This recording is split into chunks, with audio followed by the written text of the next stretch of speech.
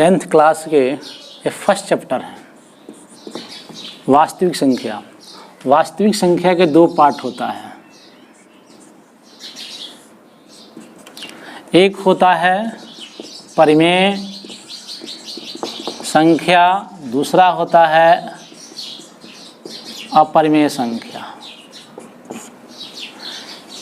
ये जो है वास्तविक संख्या चैप्टर है, इसमें से 10 नंबर का क्वेश्चन 10th क्लास में पूछता है। इसमें 10th क्लास के सिलेबस के अनुसार एक सूत्र होता है a बराबर बी क्यू प्लस आर, 0 छोटा है बराबर है r से, r छोटा है b से। इसमें इसको हम बोलते हैं यूक्लिड विभाजन सूत्र। क्या बोलते हैं? यूक्लिड विभाजन सूत्र। इसको भाग लेमा विधि भी कहते हैं, भाग लेमा विधि। तीसरा नाम है भाग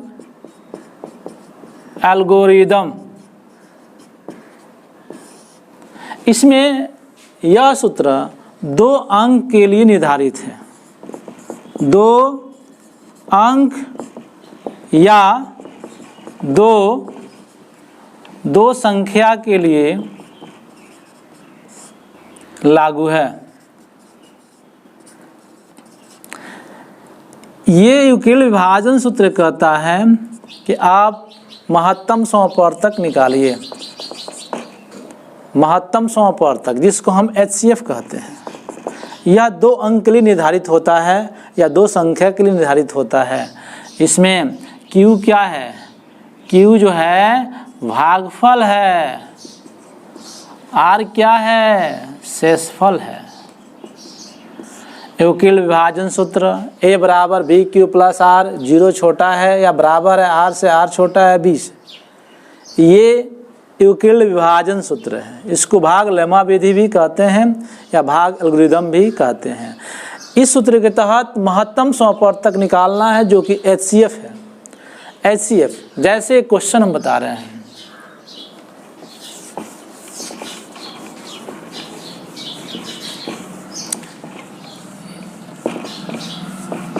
आठ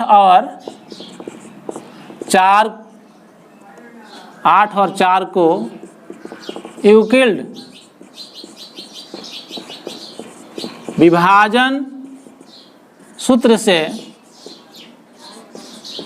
महत्तम समवर्तक निकालें। इस दोनों में जो सबसे बड़ा होगा वह a का मान होगा। किसका मान होगा? a का। सबसे बड़ा जो होगा वो a का मान होगा, उससे जो छोटा होगा वो b के मान होगा। सबसे पहले ध्यान देना है इसमें कि यूक्लिड विभाजन सूत्र के तहत क्या निकालना है? महत्तम समवर्तक निकालना है। तो महत्तम समवर्तक निकालना है यूक्लिड विभाजन सूत्र के तहत। उस हालात में, उस कंडीशन में एक सूत्र होता है। सूत्र क्या होता है? देखिए, सूत्र होता है a बराबर बी क्यू प्लस आर, 0 छोटा है बराबर है r से, r छोटा है b से। इसमें क्या करेंगे? a का मान रखेंगे 8, b का मान रखेंगे 4। अब देखिए 4 में कितना से मल्टीप्लाई करेंगे और कितना जोड़ेंगे? 4 में कितना से गुना करेंगे और कितना जोड़ेंगे कि वह 8 के बराबर होगा। बल्कि एक और कंडीशन है, यहाँ 0 छोटा है या बराबर है r से, r छोटा है b से। इस पर भी ख्याल होना चाहिए। 4 दूना 8 प्लस 0, 4 दूना 8 प्लस 0, यानी ये जो है 4 जो है, जो b के मान है, b के मान 4 है, 4 से छोटा होना चाहिए r के मान। r के मान कितना है? 0 है। अगर 4 से छोटा हुआ यानी b के मान r के मान से बड़ा हुआ तो यह नियम लागू है, तभी आपका सही हो सकता है, नहीं तो गलत होगा वो। तो जब r के मान जब 0 आ गया तो उस समय आपका HCF क्या होगा? इसमें b के मान जो होगा वो होगा आपका। एक और देखिए, एक और देखिए 16 और 57 का यूक्लिड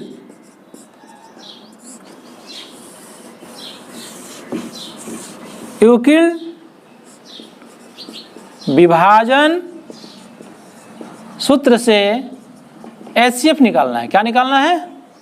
HCF, जिसको महत्तम समापवर्तक कहते हैं। इसमें भी वही हल करना है, जो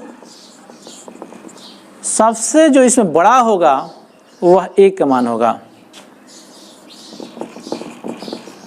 जो उससे छोटा होगा वह B के मान होगा। वही सूत्र A बराबर BQ प्लस R, 0 छोटा है बराबर है R से, R छोटा है B से। 57 बराबर 16, 16 में कितना से गुना करेंगे और कितना जोड़ेंगे कि 57 आ जाएगा? 16 ते 48, 48 प्लस कितना 9। देखिए यहाँ 16 से क्या है, छोटा है ना 9।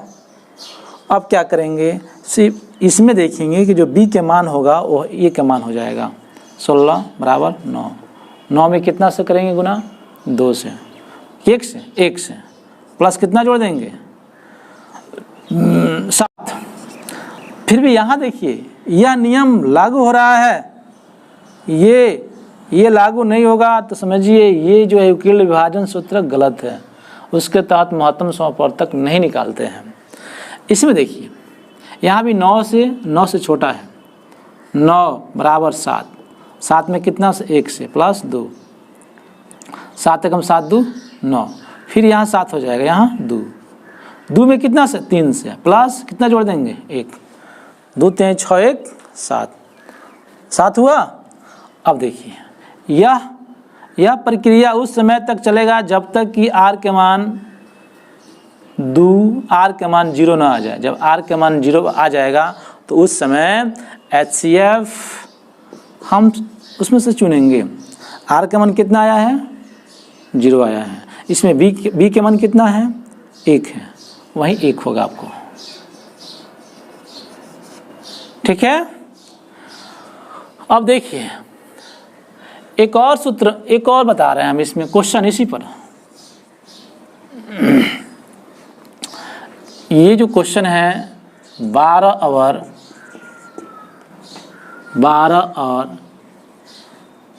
54 का क्या निकालना है? यूक्लिड विभाजन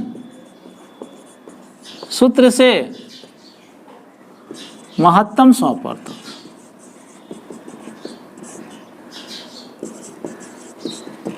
इसमें भी वही हल करेंगे, जो सबसे बड़ा होगा वो A का मान होगा,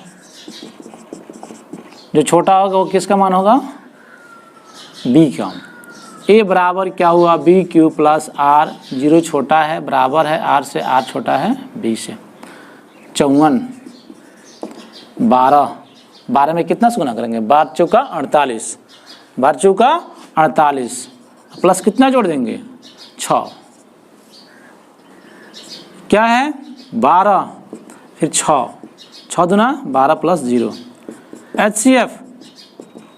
HCF जब R के मान जब 0 आ गया तो उस समय B के मान 6 होगा। ठीक है, आगे बताते हैं अगला क्वेश्चन इसी पर।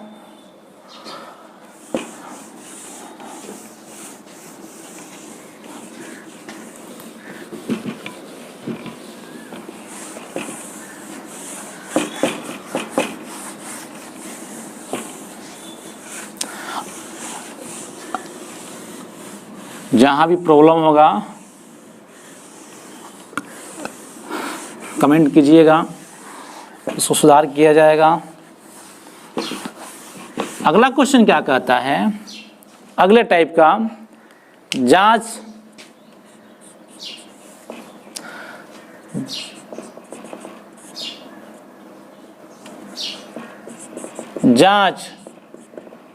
करके बताएं कि 4 के पावर n के अंत में शून्य आ सकता है जहां n प्राकृत संख्या, एक प्राकृत संख्या है, प्राकृत संख्या